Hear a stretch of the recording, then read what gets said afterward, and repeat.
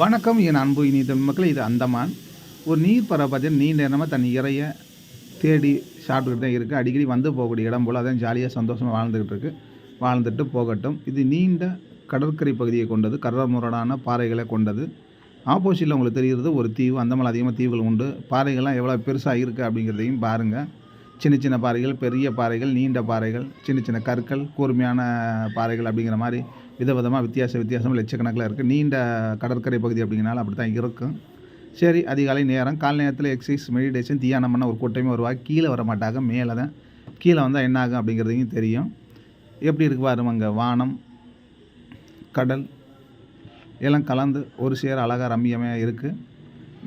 மேலே பண்ணுறத மெடிடேஷன் எல்லாம் மேலே பண்ணுவாங்க. கீழே யார் வரமாட்டாங்க. ஏன்னா வழுகி விழக்கூடிய பாறைகள், கூர்மையான பாறை, சின்ன சின்ன கற்கள், காலம் பதம் பார்த்துட்டு அதனால் யாரும் வரதில்லை. இயற்கை விரும்பிகள் மேலேயே ரசித்து பார்த்துட்டு போய்கிட்டே இருப்பாங்க. அதுதான் வீடியோவில் பார்த்துட்டு நண்பர்களே.